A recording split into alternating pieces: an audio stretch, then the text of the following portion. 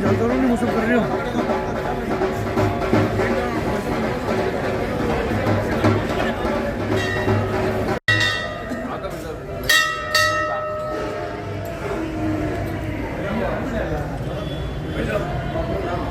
हाँ भाई साहब आ गए।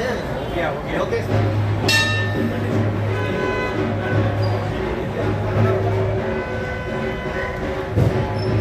अच्छा भाई साहब अंदर बता मैंने थोड़ा सा पत्रों थोड़ा हाइट दबा है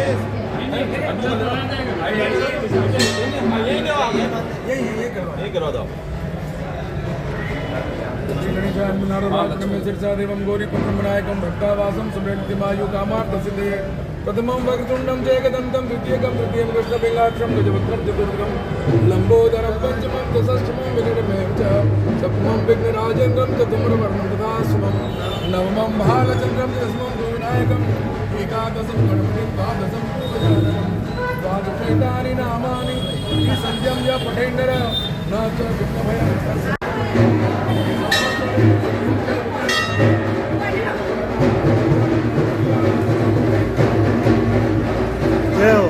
क्या फोटो आ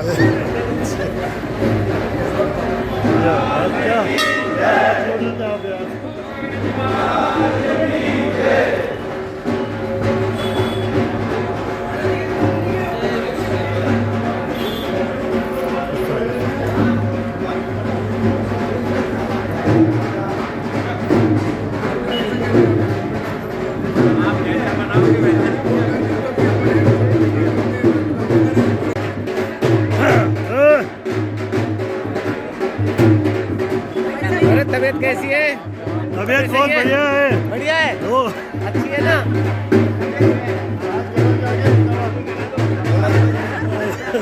पार्टी करा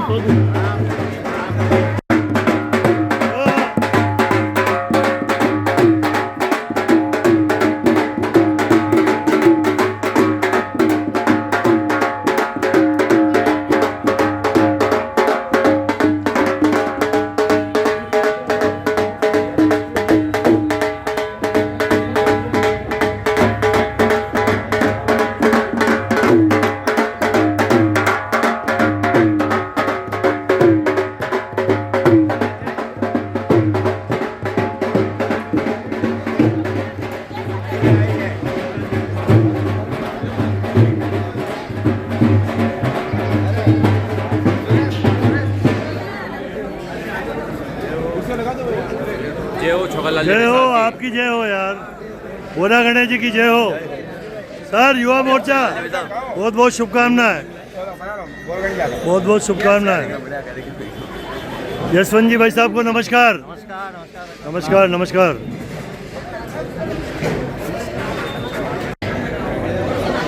भाई भाजपा जिंदाबाद।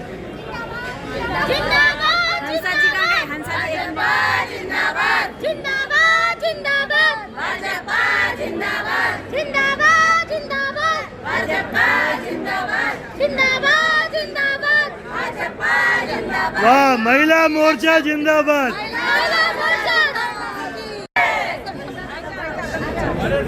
लो भाई महिला मोर्चा आ जाओ। महिला मोर्चा जिंदाबाद। महिला मोर्चा जिंदाबाद। भारत माता की भाजपा जिंदाबाद। भाजपा जिंदाबाद। गुलाब कटारिया जिंदाबाद।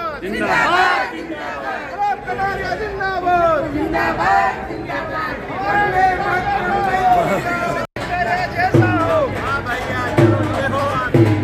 गुलाब चंद कटारिया जिंदाबाद। गुलाब चंद कटारिया जिंदाबाद।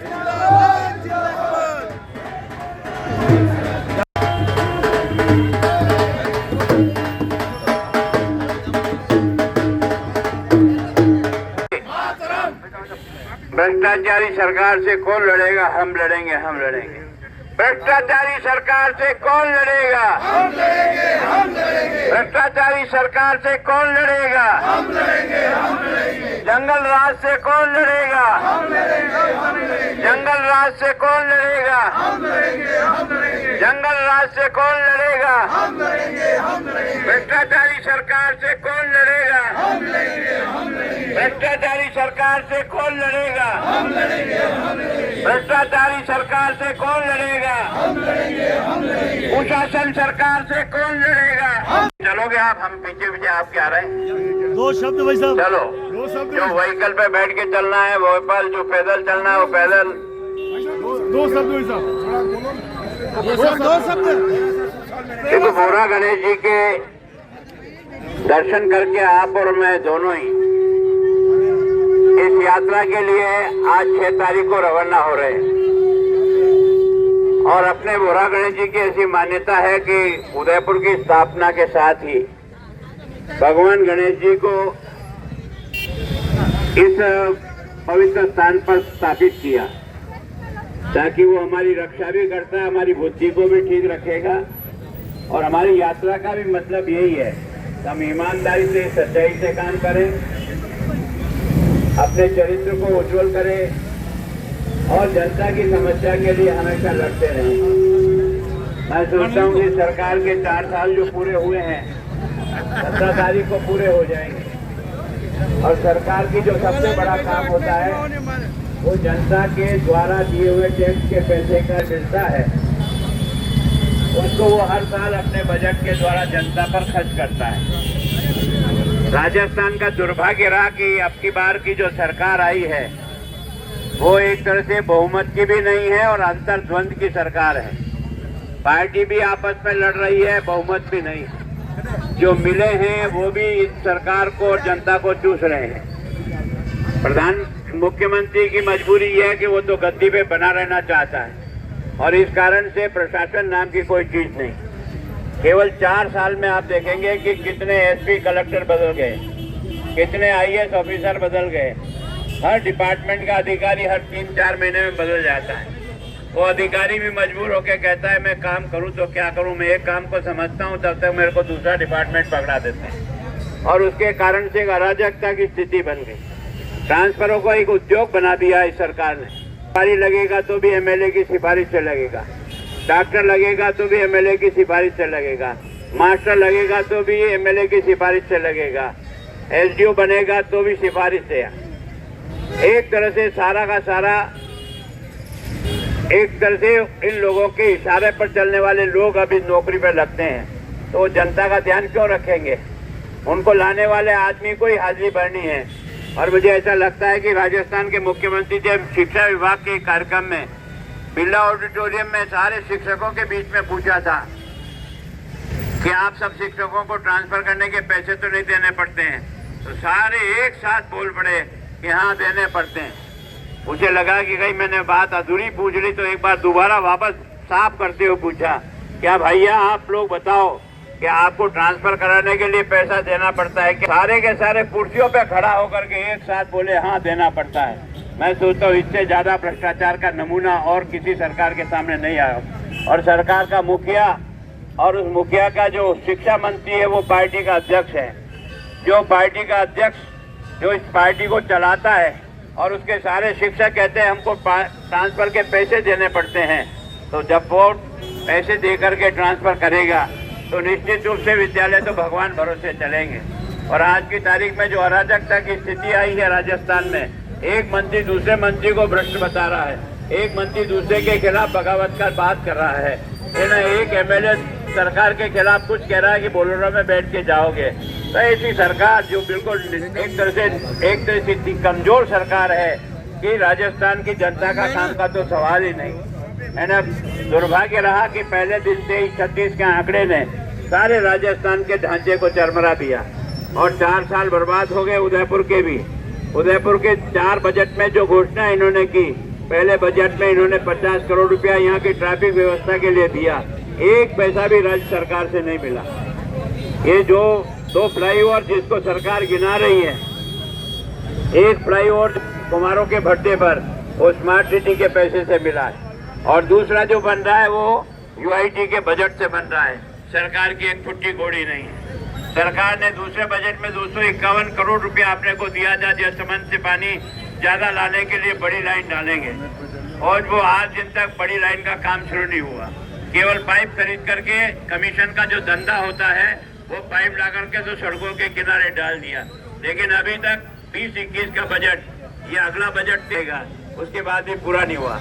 पिछले साल के बजट को अपना बजट बता करके कि हम यहाँ 6 लेन बनाएंगे बुहाना से लेकर के प्रताप नगर तक, न तो 6 लेन की आवश्यकता है न कुछ नहीं। फिर एक घोषणा और की थी कि हम है ना ये जो काले किवाड़ है अपने भद्र सागर के किनारे से यहाँ से एक एलिवेटेड रोड ले जाएंगे। कहाँ उतारेंगे? रामपुरा चौराहे पर। किसके लिए उतारेंगे? होटलों के लिए, मतलब जनता के लिए नहीं। करके अपने को वापस कविता जोड़ने के लिए एक रिंग रोड और बन जाए तो उदयपुर के चारों तरफ से रिंग रोड हो जाएगी। लेकिन सरकार की कोई प्रायोरिटी है ही नहीं। और हॉस्पिटल में इतने जितने फीते काटे हैं ना, मैं इसको चुनौती देता हूँ, ये सारा पैसा वसुंधरा सरकार के समारा दिया हुआ पैसा है, और जो काम हुए हॉस्पिटल में वो सारे केंद्र सरकार के पैसे से है।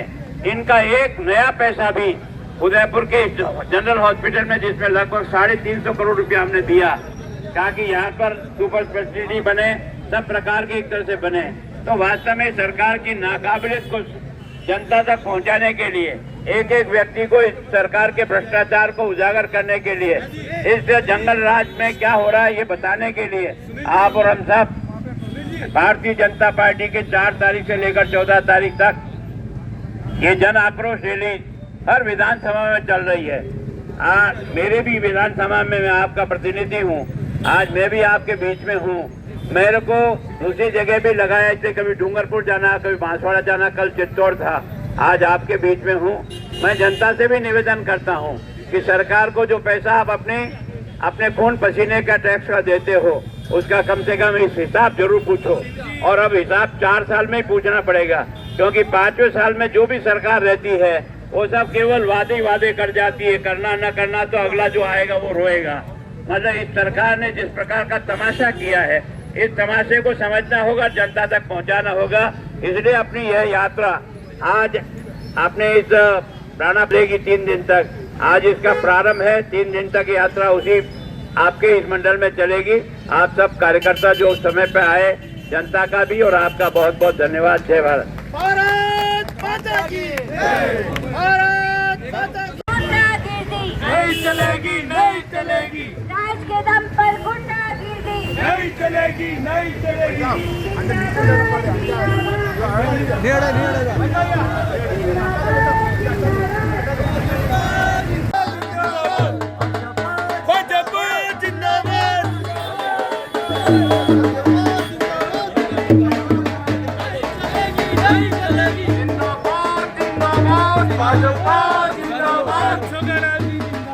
केलो मान ले, केलो मान ले। भ्रष्टाचारियों से कौन लड़ेगा? बेईमानों से कौन लड़ेगा?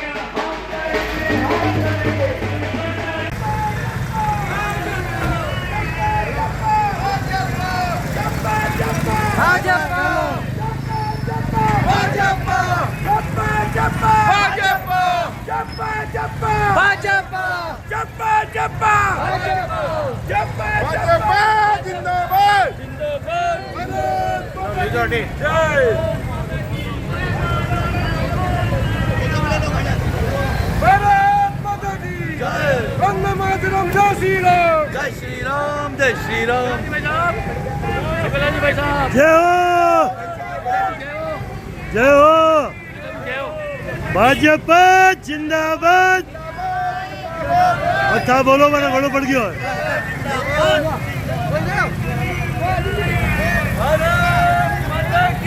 जय। वो सरकार बदलनी है, वो सरकार निकम्मी है, वो सरकार बदलनी है, वो सरकार निकम्मी है, वो सरकार निकम्मी है। हम लड़ेंगे, हम लड़ेंगे। पेपर आउट करने वालों से कौन लड़ेगा?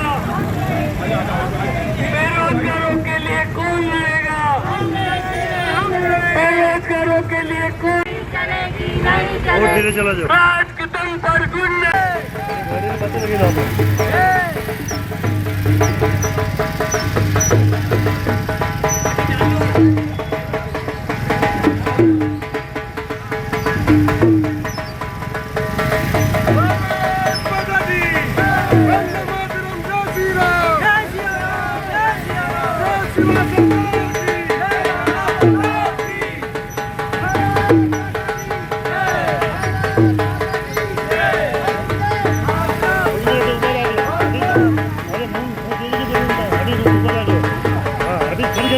अरे बच्चे खड़ी करो, बच्चे खड़ी करो। बस बस, अरे वो भी कर लो।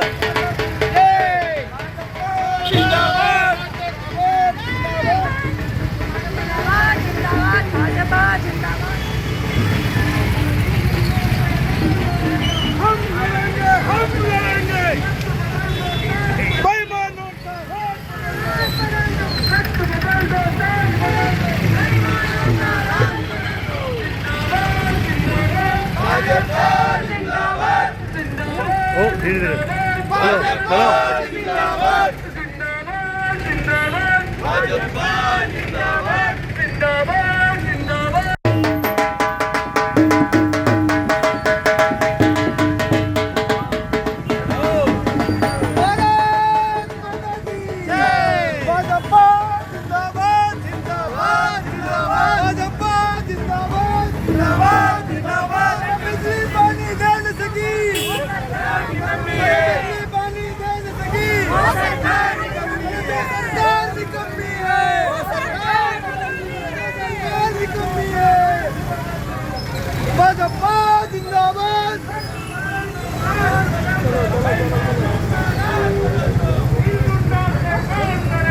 हम लड़ेंगे, इन चोरों से कौन लड़ेगा? हम लड़ेंगे, हम लड़ेंगे। इन अत्याचारियों से कौन लड़ेगा? हम लड़ेंगे, हम लड़ेंगे। इन गुंडारियों से कौन लड़ेगा? हम लड़ेंगे, हम लड़ेंगे। दुनिया के हत्यारों से कौन लड़ेगा? हम लड़ेंगे, हम लड़ेंगे। दुनिया के हत्यारों से कौन लड़ेगा? हम लड़ेंगे, हम लड़ेंगे। इस बलात्कारी सरकार से कौन लड़ेगा? हम लड़ेंगे, हम लड़ेंगे। बलात्कारी सरकार से कौन लड़ेगा? हम लड़ेंगे, हम लड़ेंगे। माता की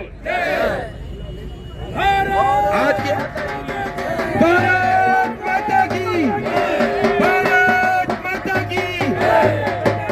जन आक्रोश रैली अध्यक्ष मुख्य वक्ता परम आदरणीय गौतम जी कटेला साहब हमारे बीच पधार गए हैं। कार्यक्रम की अध्यक्षता करने आदरणीय जिलाध्यक्ष रविंद्र जी श्री माली पधार गए हैं। सभी कार्यकर्ताओं से आग्रह है, सभी कार्यकर्ता मेरा भारतीय जनता पार्टी के सभी कार्यकर्ताओं से निवेदन है, भारतीय जनता पार्टी के सभी कार्यकर्ताओं से सुरेंद्र जी अपने सभी कार्यकर्ताओं को साथ में लेंगे। इस लाइन से अगर कोई नहीं रहेंगे कार्यकर्ता अपने सामने आ जाए।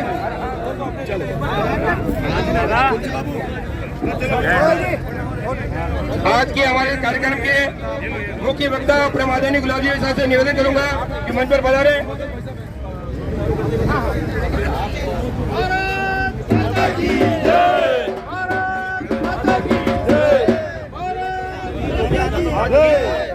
इस कार्यक्रम की अध्यक्षता करें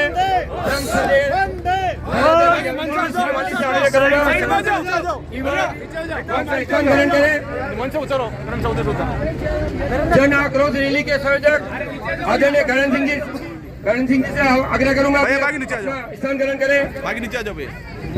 सिंह जी से आग्रह करूंगा कि वो मंच पर पधारें।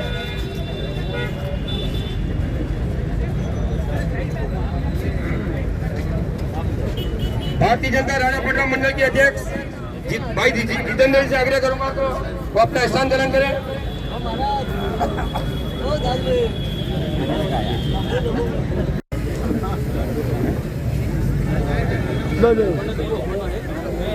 अब मैं हमारे राणापट्टा मंडल के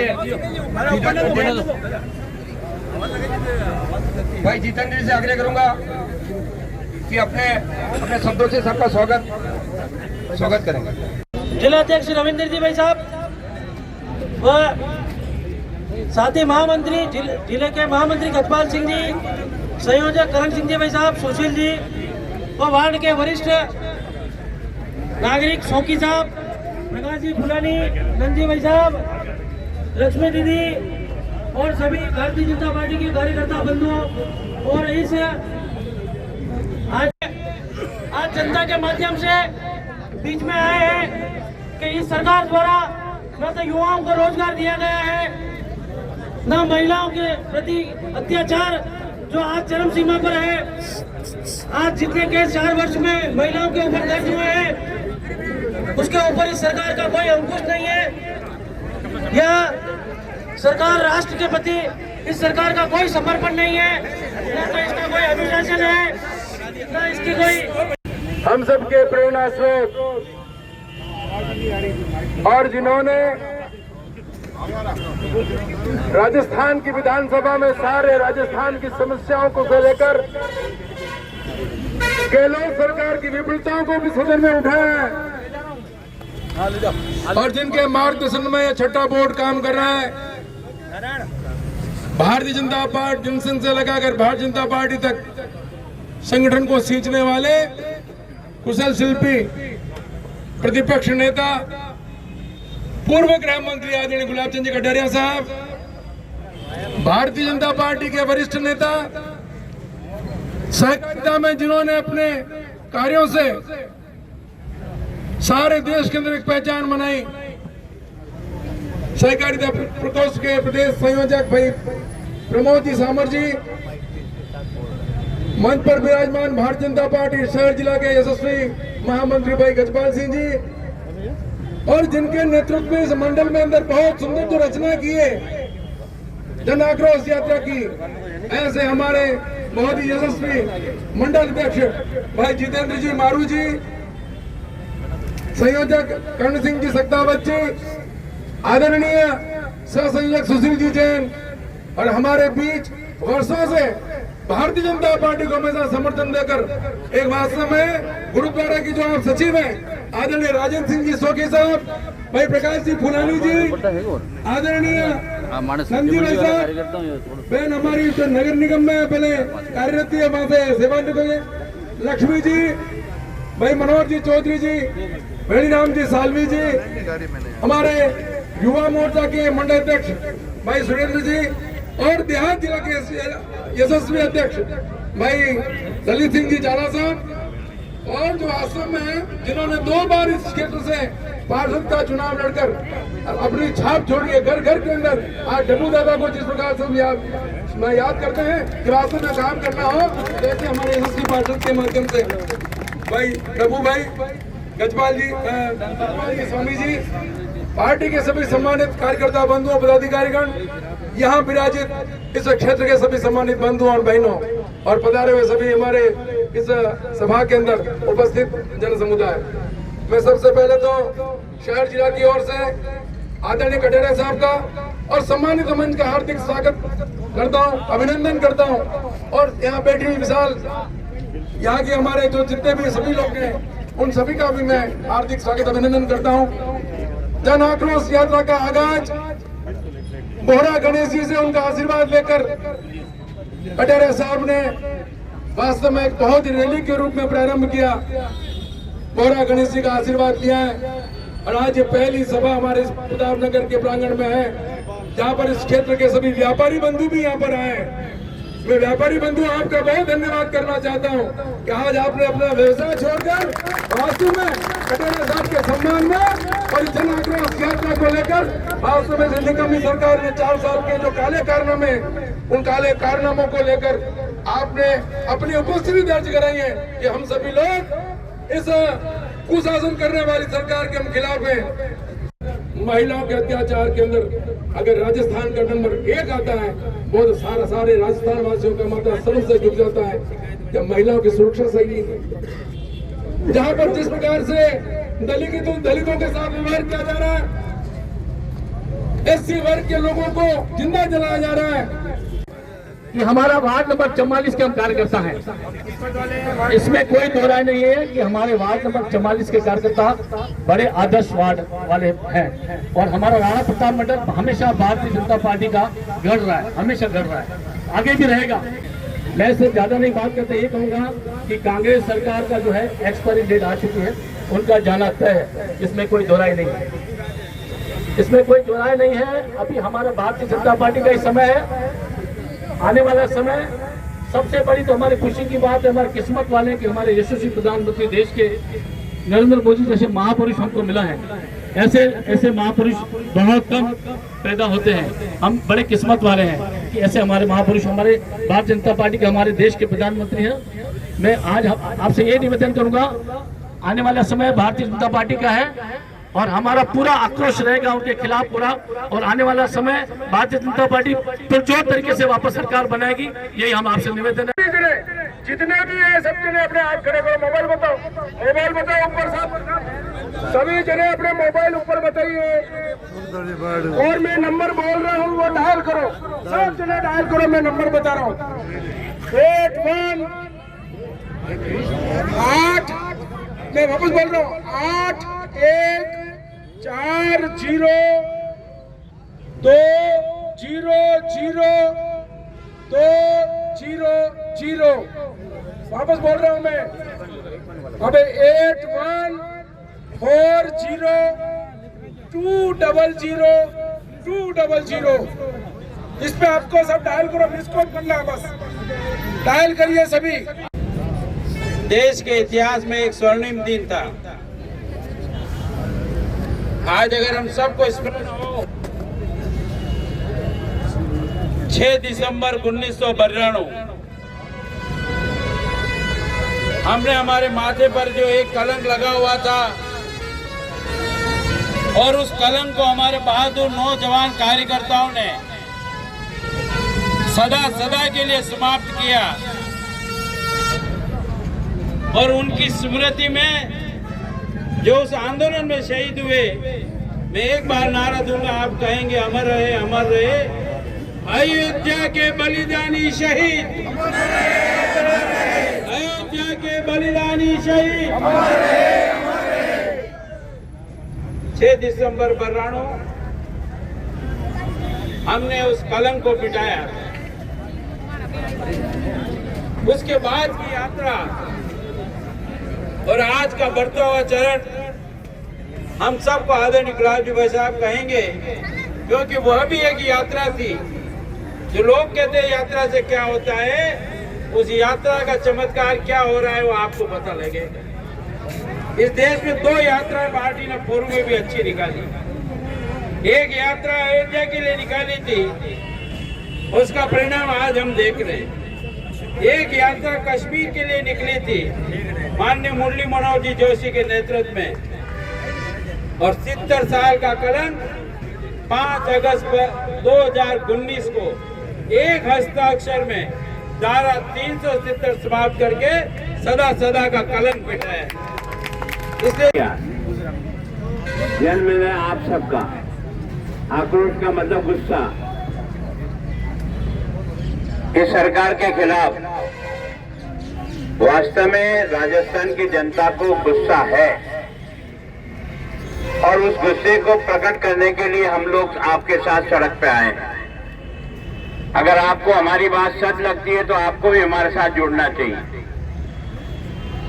अगर हम जो बात कह रहे हैं उसमें सच्चाई लगती हो आपको, तो आप मन से इस सरकार के खिलाफ खड़े हो। 4 साल हो गए, 17 तारीख आएगी तब पूरे 4 साल पूरे हो जाएंगे। और अभी प्रमोद जी ने जो बात कही, आज का दिन बड़ा भाग्यशाली दिन है।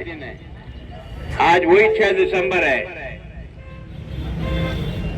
कि 1992 में अपने कलंक का ढांचा बना हुआ था अयोध्या में, उसको लोगों ने ढा दिया। मैं आज आपको इसलिए कह रहा हूं 30 साल बाद अगर ये ढांचा नहीं ढहता तो आज तुम्हारा राम मंदिर निर्माण शुरू ही नहीं होता। राम मंदिर निर्माण का रास्ता अगर किसी ने किया साफ, उस ढांचे को उखाड़ दिया। कोई भी कोर्ट ढांचा उखाड़ने का आदेश नहीं देती। राम मंदिर बनाने का तो आदेश दे सकती है, लेकिन ढांचा हटाया जाए ये आदेश कोई नहीं दे सकता। लेकिन उस समय के लोगों में इतना जोश था कि ये जो कलंक का ढांचा है, भगवान राम पहले पैदा हुए कि बाबर पहले पैदा हुआ।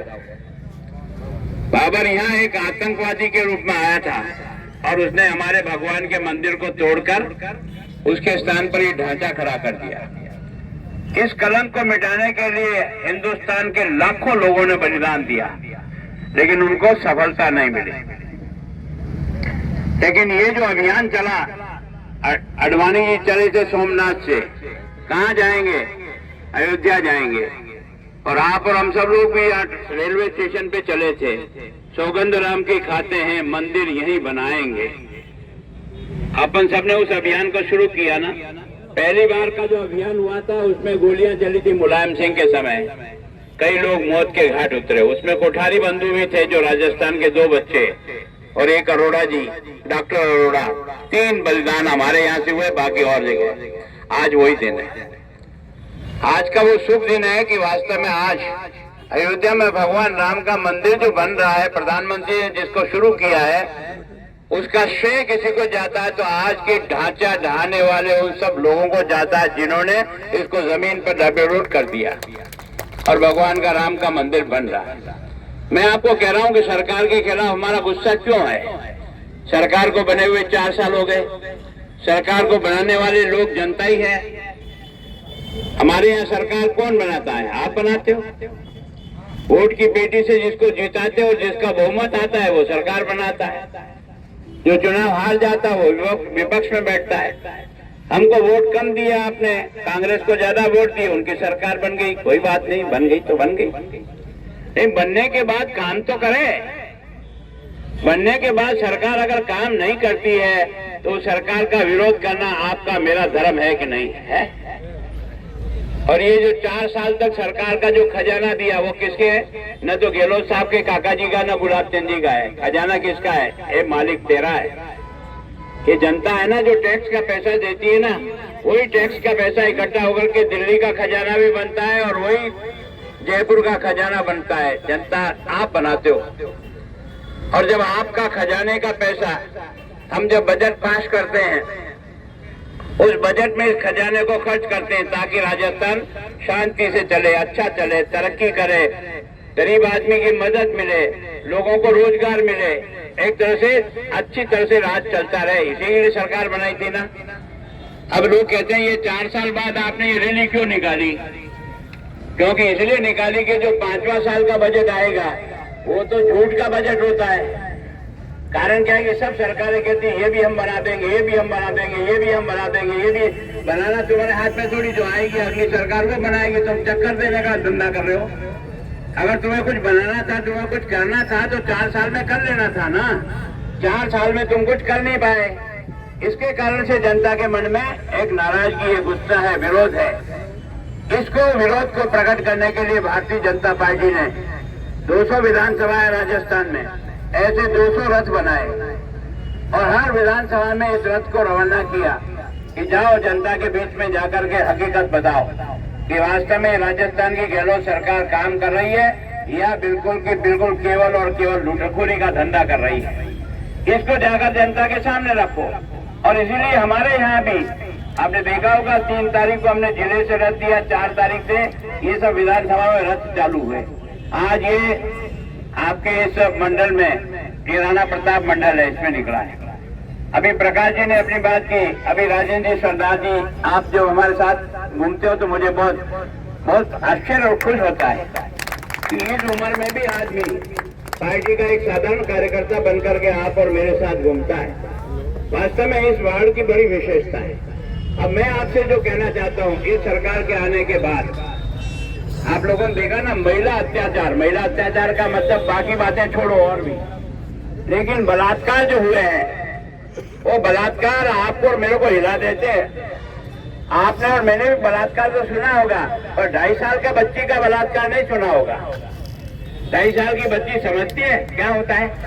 उस बच्ची को गोली दिलाने के लिए कोई भी दुष्ट आता है, उसको गोली दिलाने के बहाने ले जाता है खाक में तोप के ले जाता है, गोली दिलाता है और ले जा करके कहीं झाड़ियों में हाथ बलात्कार भी करता है और बच्ची का गला तोड़कर डाल के चला जाता है। ये अपराध की पराकाष्ठा है कि नहीं है? ये पराकाष्ठा हो सकती है। मैं ऐसा दावा नहीं करता हूँ कि मैं मुख्यमंत्री हूँ या मैं गृह मंत्री हूँ तो ऐसा नहीं होता है, क्योंकि दरिंदा तो कोई भी हो सकता है, पर दरिंदे को सजा देना तो सरकार का काम है कि नहीं है। अगर घटना घट गई कोई बात नहीं, लेकिन जिसने घटी है उसको सजा तो मिलनी चाहिए, जितने जल्दी से जल्दी मिले।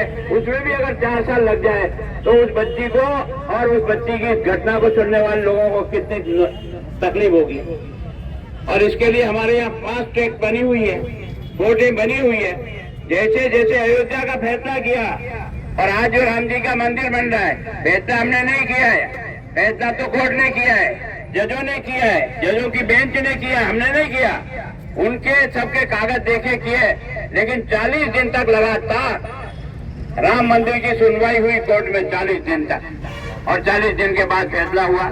हम भी ये कहते हैं कि सरकार तुम चला रहे हो भले आदमी, ऐसे जब बलात्कार हो जाते हैं 2.5 साल की, 4 साल की, 6 साल की बच्ची के साथ, तो उसको ऐसी कोर्ट में डालो और रोज की रोज हियरिंग करो, उसकी जो गवाह लेना लो, प्रक्रिया पूरी करो और उसके बाद उसको फांसी की सजा जो देते हो ना, वो चौराहे पर खड़ा करके दो, ताकि समझ में आ सकता है कि किसी बच्ची के साथ इस प्रकार का बलात्कार करना कितना जुर्म है ना। राजस्थान आज की तारीख में बलात्कार में हिंदुस्तान में नंबर 1 पर है, जबकि हमारे से उत्तर प्रदेश 4 गुना है।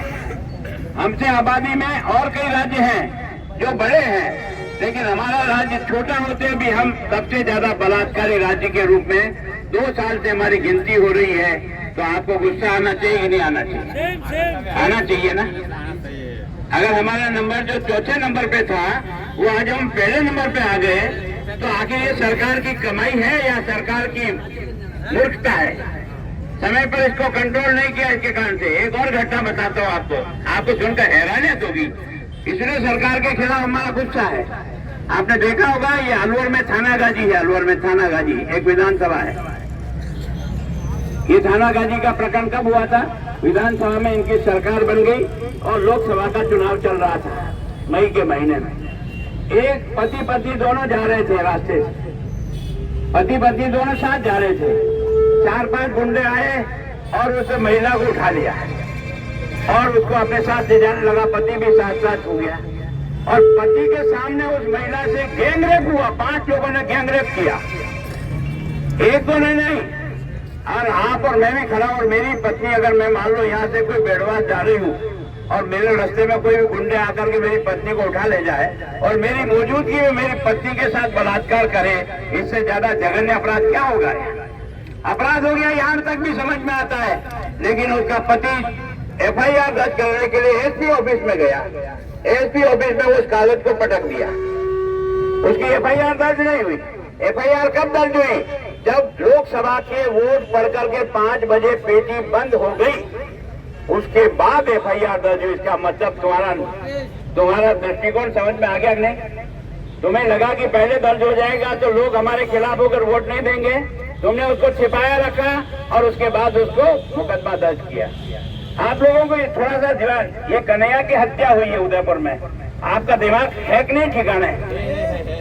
कन्हैया की हत्या जो हुई ना, वो कन्हैया की हत्या केवल और केवल कन्हैया का दोष कितना था?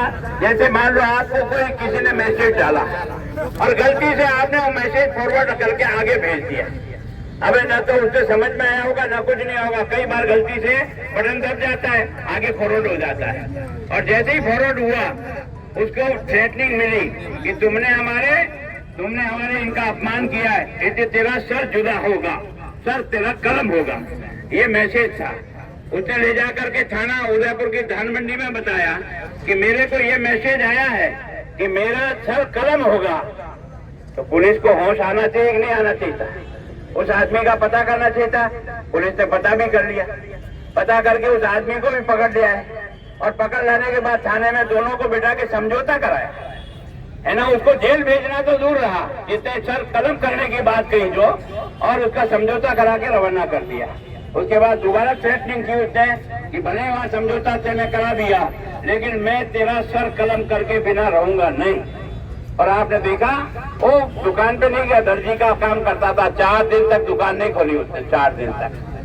4 दिन के बाद में जब दुकान खोली तो ये लोग एक तरह से ग्राहक बन के गए थे कि मेरा पेंट नाप दो, मेरी कमीज नाप दो, और कमीज नापने के पहले उसका सर कलम कर दिया। इससे ये राज है, ये तुम्हारी पुलिस की नाजोगापन है कि जब तुम्हें पता था कि इस प्रकार की ट्रेनिंग मिली है, अगर वो दुकान खोलता तो पुलिस वाले वहां खड़ा करते ना, जिससे कम से कम ये उदयपुर के खाते में बदनामी तो नहीं आती। हम सारे देश में आज की तरफ से उदयपुर बदनाम है क्योंकि कन्या की हत्या हमारे यहाँ हुई, और जिस तरह से हत्या करने के बाद वीडियो बनाया और वीडियो बनाकर जारी किया, और किस दर्दनाक घटना से उसके ऊपर एक के बाद एक वार करके और उसका गला काट दिया। ये सरकार की नाकाबिल नहीं है तो और क्या है?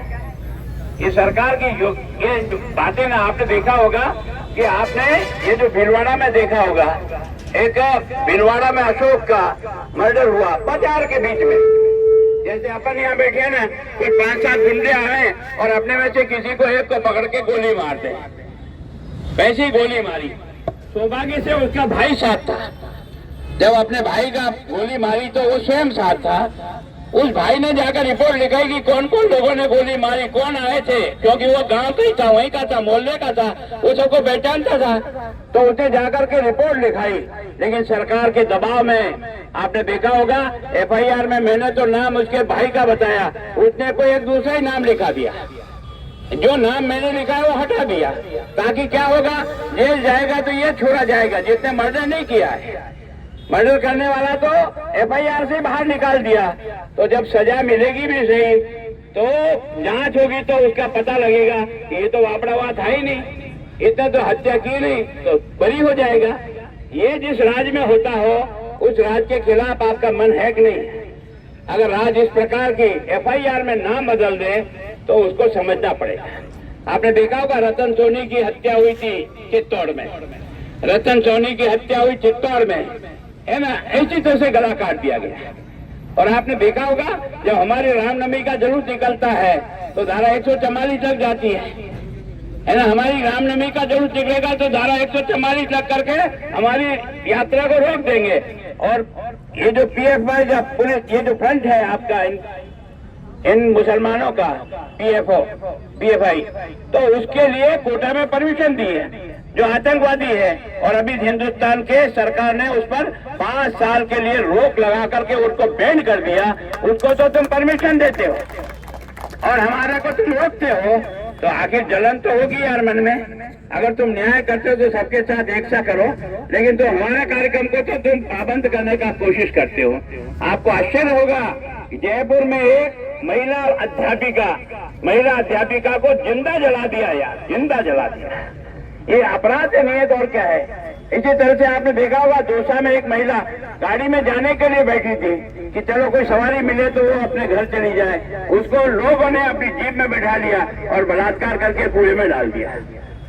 कमाल है यार। अगर ये जंगल राज अगर चलेगा ना तो जंगल राज के खिलाफ लड़ना पड़ेगा दोस्तों, नहीं तो तेरी बेटी का और तेरी और मेरा भी नंबर आने वाला किसी से। अगर तुमको समय रहते नहीं चेतोगे ना तो फिर तुम्हारे घर में आग लगेगी कभी न कभी। इन दुष्टों को समय पर सजा देना और इसको इलाज करना ये जरूरी है, लेकिन हमने इसके बारे में कुछ नहीं सोचा। आपने देखा होगा कितने दंगे हो गए इस साल में। करौली का दंगा हो गया, भीलवाड़ा का दंगा हो गया, कोटा का दंगा हो गया, आपने करौली का दंगा हुआ। और करौली का दंगा तो तब हुआ जब पुलिस ने हमारे धार्मिक जुलूस को जाने की स्वीकृति दी लिखित कि आप इस रास्ते से अपना जुलूस निकाल के ले जाओ, तो उसकी व्यवस्था करना पुलिस का जिम्मा था नहीं था? पुलिस का जिम्मा नहीं। और उसके कारण से जैसे ही जुलूस आगे बढ़ा और उस बस्ती के बीच में गया, ऊपर छत से उस पे इतने भाटे इकट्ठे कर रखे थे पहले से, और कुछ लोगों ने होकर के भाटों की बरसात कर दी। सारी पुलिस भाग गई, लोगों को चोटें लगी और 2 घंटे तक करौली का बाजार जलता रहा, दुकानें जलती रही और पुलिस भाग गई। ये क्या तमाशा है रे? अगर इस तरह से देश का लॉ एंड ऑर्डर चलेगा, ये नहीं चल सकता। और इसलिए कानून व्यवस्था तो बिल्कुल धज्जियां उड़ा के रखती। क्यों? क्योंकि मुख्यमंत्री को फुर्सत ही नहीं है। दोस्तों, वार्ड 57 का मामला है। ये भारतीय जनता पार्टी के सभी कार्यकर्ता हमारे इस वार्ड में जन आक्रोश रैली की जो रैली आ रही है, जन आक्रोश भारतीय जनता पार्टी द्वारा वार्ड 57 बोरवाड़ी या बोईवाड़ा जो भी है, हम लोग सभी पीले चावल दे रहे हैं। और पीले चावल, ये पीले चावल करते हैं मतलब पुराने ज़माने में किसी मेहमान को बुलाने के लिए पीले चावल दिए जाते। क्यों? उस ज़माने में कोई कार्ड फाड़ नहीं होते थे। और अगर वो पीले चावल जैसे घर की डेयरी के ऊपर रखा जाता था ऐसे, तो भाभी जी यही है पीला चावल। आप बताओ पीला चावलों का मतलब है? सही है, ये मतलब आप बोल रहे हैं, सही है सब। है आप बोल रहे हैं पीले चावल रखने का मतलब ये नोता दे दिया। नूता दे देना। तो ये सब हमारे भाई साहब है, राजेंद्र जी है, गोविंद जी वैष्णव है, ये हीरालाल जी है, और ये माने के नाम है बेरूलाल जी है, और ये उस्ताद है अयोध्या दोस्त है मारो। धन्यवाद राजेश।